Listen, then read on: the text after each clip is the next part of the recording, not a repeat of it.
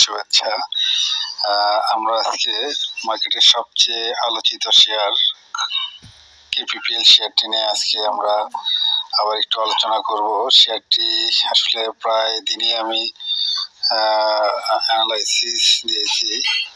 তো যাই হোক, আজকেও শেয়ারটি কিন্তু ডাউন ট্রেন্ডে ছিল এবং মোটামুটি ভালো সেল প্রেসার ছিল। তো যাই হোক, এখন সবারই আসলে এই শেয়ার সম্বন্ধে জানার ইচ্ছা, শেয়ারটি আসলে কত দূর পর্যন্ত নামতে পারে, আর আসলে আদৌ কি সে এখান থেকে আবার কামব্যাক করবে কিনা, সেটা একটা বিষয়। তো আমরা স্ক্রিনে দেখতে পাচ্ছি শেয়ারটির ডেইলি চার্ট অনুসারে শেয়ারটি কিন্তু ফিবোনাসি অনুসারে শেয়ারটি কিন্তু অলমোস্ট 25 টাকার দিকে নামার চান্স রয়েছে আর কি। তো এখানে সাপোর্ট পেয়ে শেয়ারটি হয়তো এই লেভেল থেকে কিন্তু ঘুরে যেতে পারে, অর্থাৎ শেয়ারটি কাল হয়তো এই পর্যন্ত এখানে এসে তারপরে হয়তো ঘোরার চান্স রয়েছে আর কি। আমরা জানি যে আজকে কিন্তু শেয়ারটি বায়ারলেস অবস্থায় ছিল এবং দিন শেষে কিন্তু বায়ারলেসে প্রায় 4-5 লাখ শেয়ার কিন্তু এটা আবার বায়ার অ্যাক্টিভ হয়ে কিন্তু শেয়ারটি নিয়ে নেয়। তো সেক্ষেত্রে শেষের দিকে শেয়ারটি কিন্তু একটা পজিটিভ মুভ করে আর কি।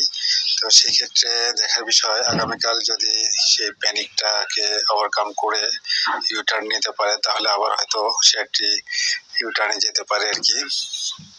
তো যাই হোক, শেয়ারটির গত দুদিনের ভলিউম কিন্তু মোটামুটি ভালো ছিল এবং এটা অবশ্যই নেগেটিভ ইন্ডিকেশন যে প্রচুর পরিমাণে সেল হয়েছে শেয়ার এখানে।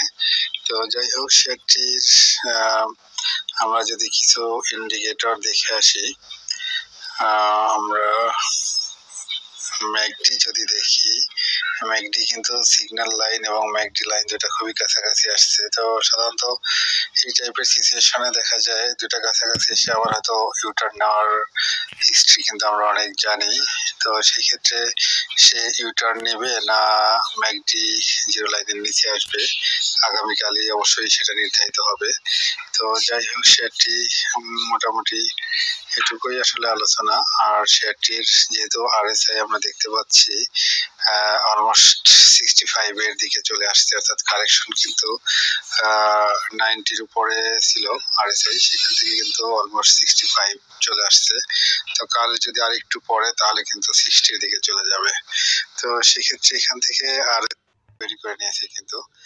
আর এদিকে মানি ফ্লো যদি দেখি, মানি ফ্লো কিন্তু খুব স্ট্যান্ডার্ড লেভেলে রয়েছে 75। তো এটা অবশ্যই ভালো। আমরা যদি ম্যাকডিটা দেখে আসি, সরি বোলিঙ্গার ব্যান্ডটা দেখি, বোলিঙ্গার ব্যান্ড